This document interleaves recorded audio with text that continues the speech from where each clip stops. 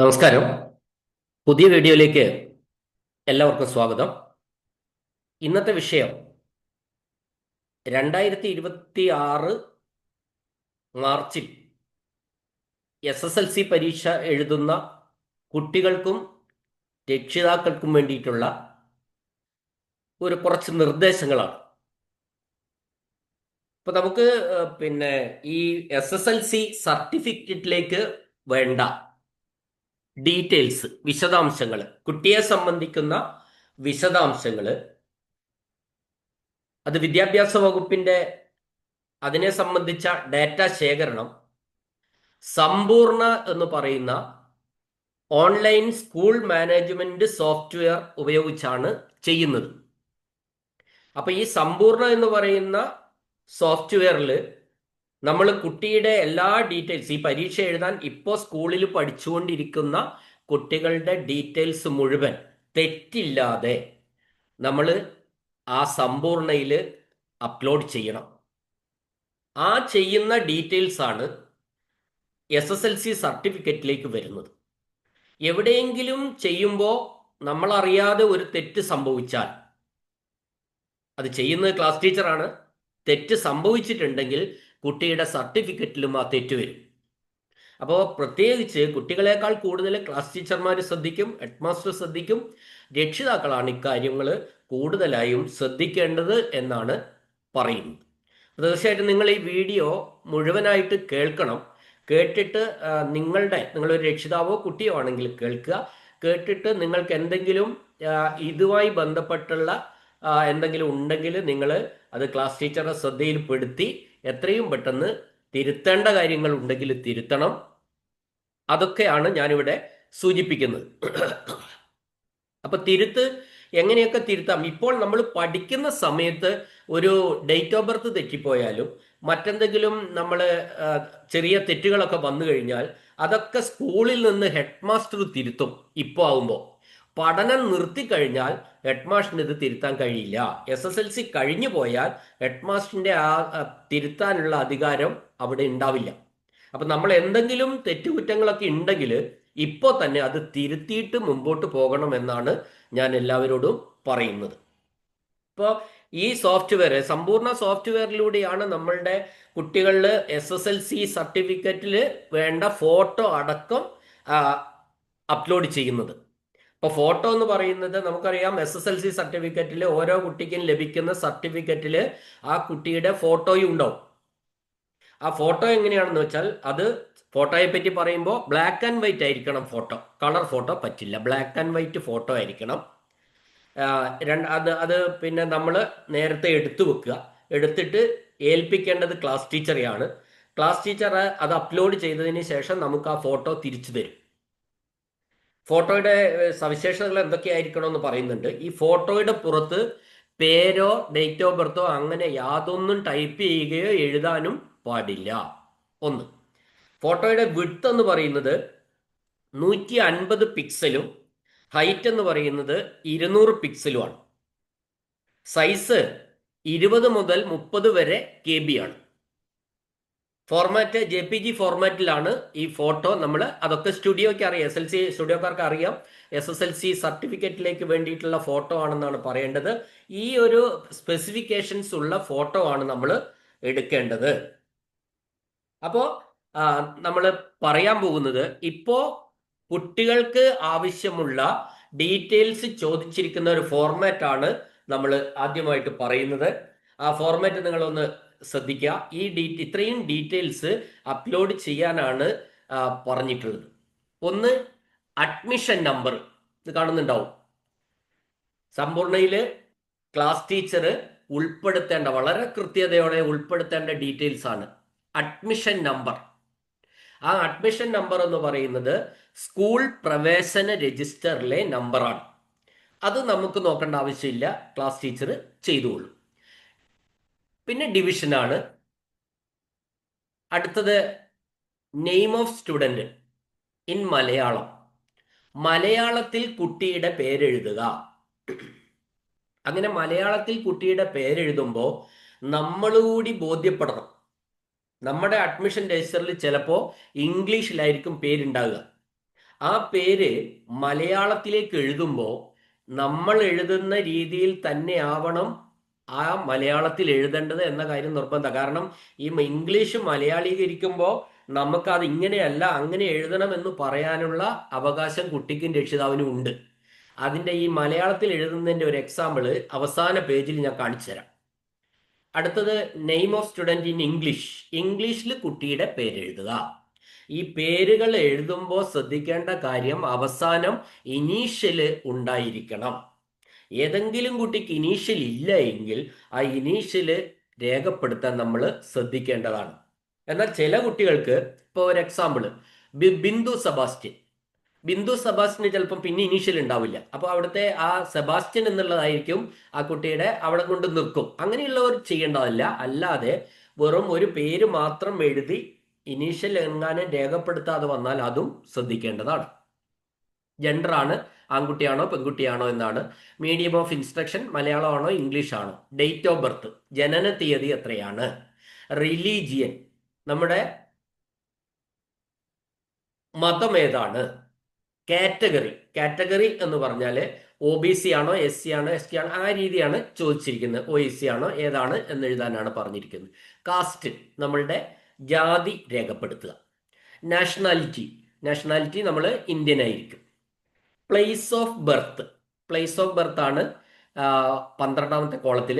അത് ജനന സ്ഥലമാണ്. ഈ ജനന സ്ഥലം എന്ന് പറയുന്നത് നമ്മളിപ്പോൾ ഒരു കോഴിക്കോട് മെഡിക്കൽ കോളേജിലാണ് നമ്മളുടെ കുട്ടികളുടെ ജനനം എങ്കിൽ നമ്മൾ കോഴിക്കോടായിരിക്കും നമ്മളുടെ ബർത്ത് പ്ലേസ്.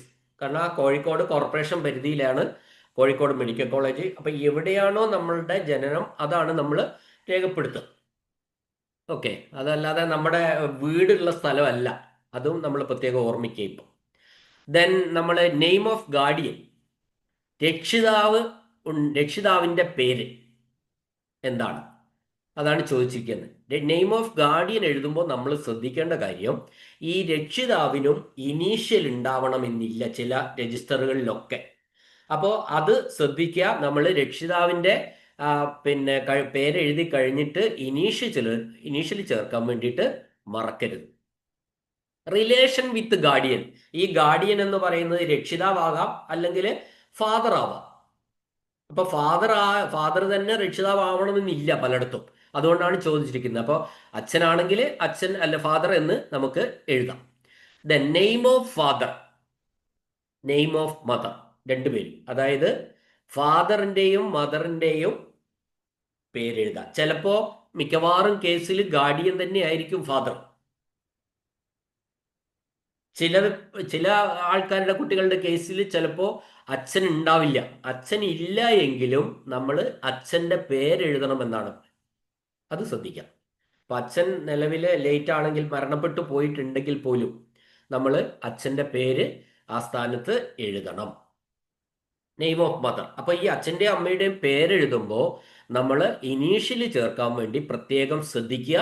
അത് ചേർക്കാതെ ഉണ്ടെങ്കിൽ അതിൻ്റെ നടപടികളൊക്കെ ഹെഡ്മാഷുമായി സംസാരിച്ച് വേണ്ട രേഖകളൊക്കെ സമർപ്പിച്ചാൽ അവരത് ചെയ്യും. അപ്പോൾ ആ രീതിയിൽ വേണം മുമ്പോട്ട് പോകാൻ. Address 1, address 2.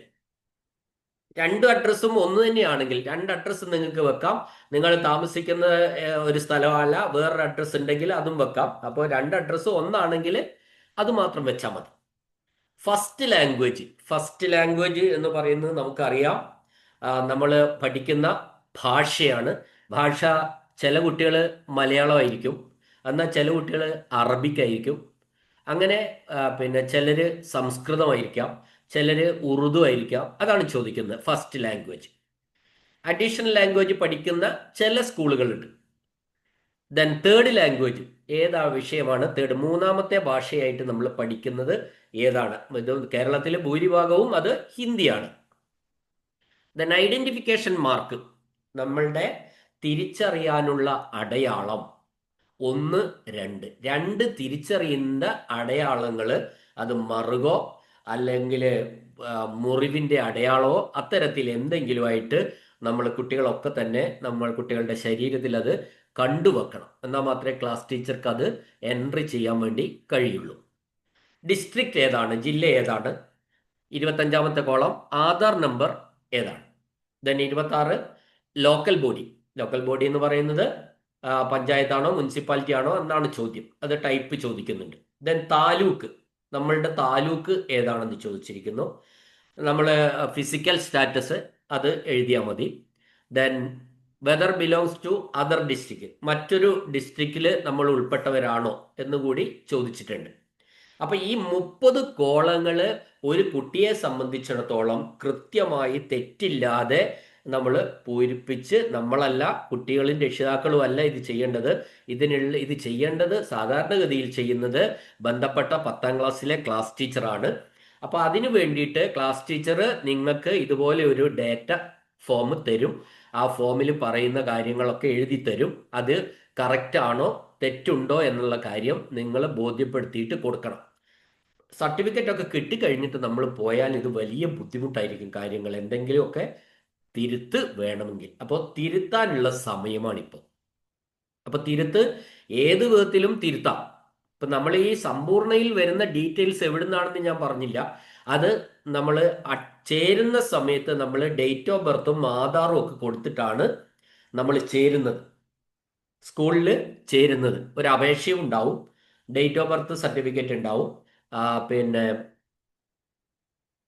ആധാറും ഉണ്ടാവും. ഇത്രയും കൊടുത്തിട്ടാണ് നമ്മൾ ചേരുന്നത്. അപ്പോൾ ആ അന്ന് അപേക്ഷിച്ചപ്പോൾ നമ്മൾ എന്തെങ്കിലും തെറ്റുകൾ വരുത്തിയിട്ടുണ്ടെങ്കിൽ ആ തെറ്റുകൾ ഇപ്പോഴും നിലനിൽക്കുന്നുണ്ടാവും.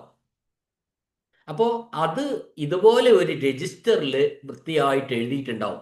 സ്കൂൾ പ്രവേശന രജിസ്റ്റർ എന്നാണ് അതിൻ്റെ പേര്. അതായത് അഡ്മിഷൻ രജിസ്റ്റർ. ഈ അഡ്മിഷൻ രജിസ്റ്ററിന്റെ ഒരു ഫോർമാറ്റ് ആണ് ഞാനിവിടെ കാണിക്കുന്നത്. ഈ അഡ്മിഷൻ രജിസ്റ്ററിൽ വിശദമായ കാര്യങ്ങൾ, ഏകദേശം ഒരു 19ഓളം കോളങ്ങളുള്ള രജിസ്റ്ററാണ് അഡ്മിഷൻ രജിസ്റ്റർ. ആ കോളം നമുക്ക് ഓരോന്നും നോക്കുക. അഡ്മിഷൻ നമ്പർ, ഏറ്റവും ആദ്യത്തത് അഡ്മിഷൻ നമ്പറാണ്. ഈ അഡ്മിഷൻ രജിസ്റ്ററിന്റെ ഒരു പ്രത്യേകത എന്താണെന്ന് വെച്ചാൽ, ഈ രജിസ്റ്ററിലുള്ള കാര്യങ്ങൾ, ഇത് ഒരു ഔദ്യോഗിക രേഖയാണ്. സ്കൂൾ അഡ്മിഷൻ രജിസ്റ്റർ എന്ന് പറയുന്നത് ഒരു ഔദ്യോഗിക രേഖയാണ്. അപ്പോൾ നമുക്ക് ഡേറ്റ് ഓഫ് ബർത്ത് തെളിയിക്കണമെങ്കിലോ അല്ല നമ്മൾ എത്ര ക്ലാസ് വരെ പഠിച്ചിട്ടുണ്ട് എന്നൊക്കെ അറിയണമെങ്കിൽ വേറെ സർട്ടിഫിക്കറ്റ് പോയാൽ പോലും നമുക്ക് ഈ രജിസ്റ്ററിന്റെ ഒരു കോപ്പി അത് സ്കൂളിൽ നിന്ന് നമ്മൾ അപേക്ഷിച്ചാൽ 100 രൂപയുടെ മുദ്ര പേപ്പറിൽ എഴുതി വാങ്ങിയാൽ മതി. ഈ ഡീറ്റെയിൽസ് ഒക്കെ അത് ഉണ്ടാവും. ഇതിൽ തിരുത്തുകളൊന്നും, വെട്ടും കുത്തും ഒന്നും പാടില്ല. നിയമപരമായിട്ട് മാത്രമേ ഇതിൽ തിരുത്താൻ പാടുള്ളൂ. അതൊക്കെ അത്രയും പ്രാധാന്യമുള്ള ഒരു രജിസ്റ്ററാണ് സ്കൂൾ അഡ്മിഷൻ രജിസ്റ്റർ. ഈ കോളം നമുക്കൊന്ന് നോക്കാം. 19. അപ്പോൾ ആദ്യത്തെ അഡ്മിഷൻ നമ്പർ, രണ്ടാമത്തെ നെയിം ആൻഡ് ആധാർ നമ്പർ. അപ്പൊ പേരും കുട്ടിയുടെ ആധാർ നമ്പറുമാണ് രണ്ടാമത്തെ കോളം. പേരെന്ന് പറയുമ്പോൾ നിങ്ങൾ ശ്രദ്ധിക്കണം, പേരിൽ ഇനീഷ്യൽ ഉണ്ടായിരിക്കണം. ഇല്ലാതെയാണ് ഇതിലുള്ളതെങ്കിൽ നിങ്ങളുടെ SLC സർട്ടിഫിക്കറ്റ് അതുപോലെ വരും. ആ പ്രശ്നം ഇവിടെ വെച്ച് നിങ്ങൾ പരിഹരിക്കണം. മൂന്നാമത്തെ column, name of parent or guardian and the relationship of the people to the guardian. രക്ഷിതാവിന്റെ പേര്, അത് ആ ബന്ധം എന്താണ്. അപ്പോൾ അച്ഛനാണെങ്കിൽ പേരെഴുതണം. ആ രക്ഷിതാവിന്റെ പേരെഴുതുമ്പോൾ ഞാൻ നേരത്തെ പറഞ്ഞു, പേരിന്റെ അറ്റത്ത് എന്തുണ്ടായിരിക്കണം? ഇനീഷ്യൽ ഉണ്ടായിരിക്കണം. ഇതെല്ലാം നമ്മൾ ഭാവിയിൽ നമുക്ക് എന്തെങ്കിലും ബുദ്ധിമുട്ടുകളൊക്കെ വരുമ്പോൾ ഇത് ഇനീഷ്യലൊക്കെ കൃത്യമാണെങ്കിൽ, എല്ലാം കറക്റ്റ് ആണെങ്കിൽ വളരെ എളുപ്പമാണ് കാര്യങ്ങൾക്കൊക്കെ. ആ ബന്ധം എന്താണ് എന്ന ഫാദർ ആണെങ്കിൽ ഫാദർ എന്നും കൂടി എഴുതിയിട്ടുണ്ടാവും. ഇനി നാലാമത്തെ കോളം ഒക്യുപ്പേഷനാണ്. അതായത് രക്ഷിതാവിന്റെ ജോലി, എന്ത് ജോലിയാണ് ചെയ്യുന്നത് എന്ന് എഴുതിയിട്ടുണ്ടാവും. ഇതൊന്നും നമ്മൾ കാണുന്നില്ല. നമ്മളുടെ ഡീറ്റെയിൽസ് അവിടെ സ്കൂളിൽ ഈ രീതിയിലാണ് എഴുതിയിട്ടുണ്ടാവുക. അടുത്തത് school previously attended and the period spend in each standard. ഇതിന് മുന്നേ പഠിച്ച സ്കൂള് എവിടെയൊക്കെ എത്ര കാലം ഏതൊക്കെ വർഷങ്ങളിലാണ് പഠിച്ചത് എന്നുള്ള വിശദാംശം ഉണ്ടാവും. ഡേറ്റ് ഓഫ് അഡ്മിഷൻ, ഇപ്പോൾ ഉള്ള ഈ സ്കൂളിൽ ചേർന്ന തീയതി ഇവിടെ എഴുതും. ഡേറ്റ് ഓഫ് അഡ്മിഷൻ എന്ന് പറയുന്നു. അടുത്ത column date of birth, day month year. കണ്ടല്ലോ, ജനന തീയതി എഴുതിയിരിക്കുകയാണ്.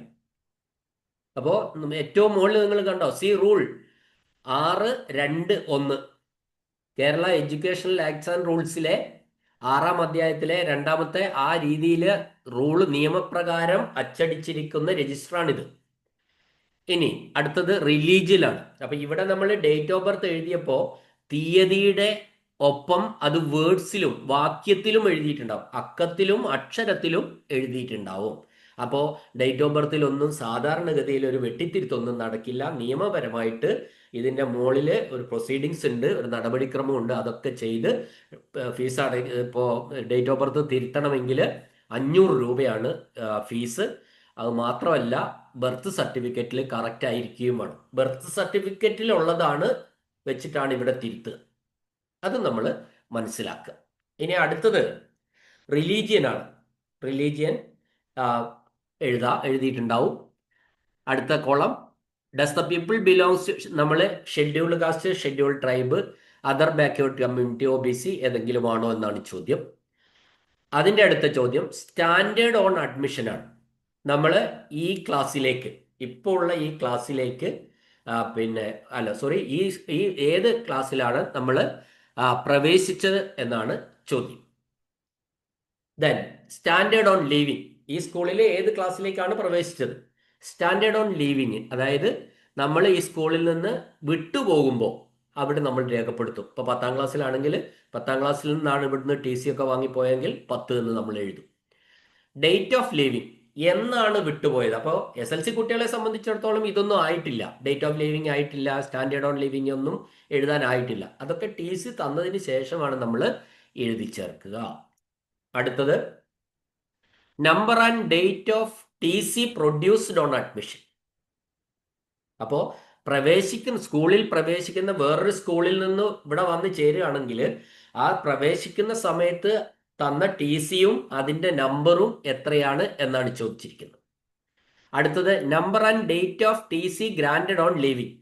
നമ്മൾ സ്കൂളിൽ നിന്ന് വിട്ടുപോകുമ്പോൾ നമ്മൾ കൊടുത്ത ആ സ്കൂളുകാർ കൊടുത്ത ടി സിയുടെ നമ്പറും ഡേറ്റും അവിടെ എഴുതണം. അത് പോകുന്ന സമയത്താണ്. റീസൺ ഫോർ ലീവിങ്, അപ്പോൾ റീസൺ ഫോർ ലീവിങ്, ഒരു കുട്ടി അവിടെ നിന്ന് പോയി, സ്കൂളിൽ നിന്ന് പോയി, 10ാം ക്ലാസ് കഴിഞ്ഞിട്ടാണ് പോകുന്നതെങ്കിൽ ആ റീസൺ അവിടെ എഴുതും. എന്താ റീസൺ? 10th കംപ്ലീറ്റഡ് അല്ലെ കോഴ്സ് കംപ്ലീറ്റഡ് എന്ന് എഴുതിയിട്ടാണ് നമ്മൾ ടി സി കൊടുക്കുക. അപ്പൊ ഈ എല്ലാ കോളങ്ങളും ഫില്ല് ചെയ്തിട്ടുണ്ടാവും ഒരു കുട്ടി ആ സ്കൂള് വിട്ടുപോകുമ്പോഴേക്ക്.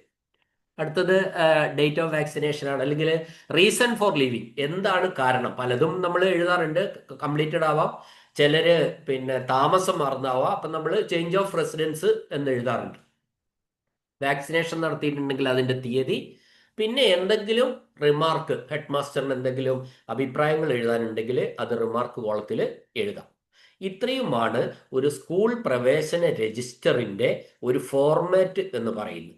ഈ രജിസ്റ്ററിൽ ഈ 19 കോളങ്ങളിൽ പെട്ടതിൽ നമ്മളിപ്പോൾ SLC കുട്ടികളെ സംബന്ധിച്ചിടത്തോളം ഒരു 10-15 അല്ല ഒരു 5-10-12 കോളങ്ങളാ ഇപ്പം വേണ്ടും. പക്ഷെ ആ കോളങ്ങളിൽ എവിടെയെങ്കിലും എന്തെങ്കിലും തെറ്റുകൾ കൂടിയിട്ടുണ്ടെങ്കിൽ അത് അതുപോലെ സമ്പൂർണ്ണയിൽ വരും, അതുപോലെ SLC സർട്ടിഫിക്കറ്റിലും വരും. അത് ഒഴിവാക്കാൻ വേണ്ടി ഇപ്പോൾ തന്നെ ഇത് വളരെ ഗൗരവമായിട്ട് എടുക്കണം. എന്നിട്ട് ഏതെങ്കിലും തിരുത്തലുകൾ ആവശ്യമുണ്ടെങ്കിൽ അത് തിരുത്തണമെന്നാണ് എനിക്ക് ഇപ്പോൾ നിങ്ങളോട് പറയാനുള്ളത്. ഇനി ഞാൻ നേരത്തെ പറഞ്ഞിരുന്നു, മലയാളത്തിലേക്ക് എഴുതുമ്പോൾ, ഒരു ഇംഗ്ലീഷ് മലയാളത്തിലേക്ക് എഴുതുമ്പോൾ ഉള്ളതിൻ്റെ ഒരു എക്സാമ്പിളാണ് ഞാൻ പറയുന്നത്. നോക്കുക നിങ്ങൾ, ഞാനൊരു പേര് ഇവിടെ എടുത്തിട്ടുണ്ട്, മുഹമ്മദ് ഷെരീഫ് പി. ഇംഗ്ലീഷ് നിങ്ങൾ കണ്ടല്ലോ, MU അല്ല MO ആണ്. സാധാരണ ഇങ്ങനെ എഴുതുന്ന സമയത്ത് MU ഉള്ള കുട്ടികളും ഉണ്ടാവും, MO ഉള്ള കുട്ടികളും ഉണ്ടാവാറുണ്ട്. ചില കുട്ടികൾക്ക് MOH MMED ഉണ്ടാവില്ല, ചിലർക്ക് ഒരു MA ഉണ്ടാവുള്ളൂ.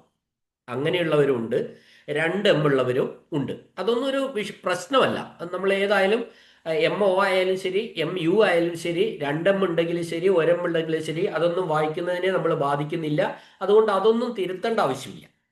ഇനി ഇതിൽ ആർക്കെങ്കിലും നിർബന്ധമാണെങ്കിൽ മാത്രം അത് പേരിലെ തിരുത്തുകൾക്ക് ചില നിയന്ത്രണങ്ങളുണ്ട്. അപ്പൊ അത് അത്രമേൽ ഇതുണ്ടെങ്കിൽ മാത്രമേ അത് നടക്കുള്ളൂ. അപ്പൊ മുഹമ്മദ്, പിന്നെ ഷെരീഫ് പി എന്നാണ് ഞാൻ ഇവിടെ എഴുതിയിരിക്കുന്നത്, മുഹമ്മദ് ഷെരീഫ് പി. ഇത് ഇംഗ്ലീഷിൽ എഴുതിയിരിക്കുകയാണ്. അപ്പൊ നമുക്കിത് മലയാളത്തിൽ എങ്ങനെ എഴുതണമെന്ന് നിങ്ങൾ കുട്ടിക്കും രക്ഷിതാവിനും പറയാനുള്ള ഒരു അവകാശമുണ്ട് എന്നാണ് ഞാൻ പറഞ്ഞു വന്നത്. ഇപ്പൊ ഒന്നാമത്തെ പേര് നിങ്ങൾ കണ്ടോ, മലയാളത്തിലെ മുഹമ്മദ് ഷെരീഫ് പി എന്ന് ഞാൻ എഴുതിയിരിക്കുന്നു. അത് ഒരു രീതി, അത് കറക്റ്റാണ്. വേറൊരു കുട്ടി പറയാണ്, എനിക്ക് എൻ്റെ പേര് ഞാൻ എഴുതി വന്നത് മലയാളത്തിൽ എഴുതുമ്പോൾ ഈ മുഹമ്മദ് ഷെരീഫ് പി എന്നാണ്. എന്ന് ഒരു കുട്ടി പറയുകയാണെങ്കിൽ തീർച്ചയായിട്ടും ഈ രണ്ടാമത്തെ രീതിയിൽ തന്നെ എഴുതണം എന്നതാണ് ശരി. അപ്പോൾ ഒരു ഇംഗ്ലീഷ് പേര് മലയാളീകരിക്കുമ്പോൾ ചെറിയ ചെറിയ മാറ്റങ്ങൾ അവർ അങ്ങോട്ടും ഇങ്ങോട്ടും ഒക്കെ ഉണ്ടാവാം. അതും നമ്മൾ പ്രത്യേകമായിട്ട് ശ്രദ്ധിക്കണം. നിങ്ങൾ എഴുതുന്ന രീതി ക്ലാസ് ടീച്ചറുമായിട്ട് സംസാരിച്ച് അങ്ങനെ അല്ല എങ്കിൽ ഈ രീതിയിലാണ് ഞങ്ങൾ എഴുതുന്നത്, ഇതുപോലെ തന്നെ ഞങ്ങൾക്ക് വേണമെന്ന് പറഞ്ഞാൽ അത് ചെയ്തു തരും. പക്ഷെ ഇംഗ്ലീഷിൽ ഇക്കാര്യം രജിസ്റ്ററിലുള്ള പോലെ തന്നെയാണ് പോവുക എന്ന കാര്യം ഞാൻ പറയുകയാണ്. അപ്പൊ ഇത്രയും കാര്യങ്ങളാണ് നമുക്ക് പറയാനുള്ളത്. ഇതൊക്കെ ഓരോ കാര്യങ്ങളും നമ്മൾ സമയത്ത് ചെയ്തു പോകണം. ആ ചെയ്തു പോകേണ്ട ഒരു സമയമാണിപ്പോൾ. കൃത്യമായിട്ട് വിദ്യാഭ്യാസ വകുപ്പ് സർക്കുലർ ഇറക്കിയിട്ടുണ്ട്. ആ കാര്യങ്ങളൊക്കെ 5-10 ദിവസം താമസിച്ചാലൊന്നും കുഴപ്പമില്ല, ചെയ്യേണ്ട കാര്യങ്ങൾ ചെയ്യണം. ഇത് തിരുത്തി പിന്നെ എ ലിസ്റ്റ് എന്ന് പറയുന്ന ഒരു സംഭവമുണ്ട്, അതിൽ തിരുത്താനൊക്കെയുള്ള സമയങ്ങൾ പല തവണ സ്കൂളിന് കൊടുത്തിട്ടാണ് അവസാനം ഇത് ഫൈനലൈസ് ചെയ്യുന്നത്. സ്കൂളിൽ ക്ലാസ് അധ്യാപകരൊക്കെ ഓരോ അക്ഷരങ്ങളും നോക്കും, പരമാവധി ഒരു തെറ്റ് വരാതിരിക്കാൻ വേണ്ടി അവർ ശ്രദ്ധിക്കും. അക്കൂട്ടത്തിൽ നമ്മളും ഇത് ശ്രദ്ധിക്കണം, പ്രത്യേകിച്ച് രക്ഷിതാക്കൾ ശ്രദ്ധിക്കണം. ഒരു തെറ്റും ഉണ്ടാവാതിരിക്കാൻ വേണ്ടിയിട്ടുള്ള ഒരു നടപടിയും ശ്രദ്ധയും പ്രത്യേകിച്ച് രക്ഷിതാക്കളുടെ ഭാഗത്ത് ഉണ്ടാവണം എന്ന ഒരു അഭ്യർത്ഥനയോടെ 10ാം ക്ലാസ്സിലെ 2026 SLC പരീക്ഷ എഴുതുന്ന കുട്ടികൾക്ക് വേണ്ടിയിട്ട് പ്രത്യേകമായിട്ട് ഞാൻ തയ്യാറാക്കുന്ന രണ്ടാമത്തെ വീഡിയോ ആണ് ഇത്. ഈ വീഡിയോ കേട്ട എല്ലാവർക്കും നന്ദി, നമസ്കാരം.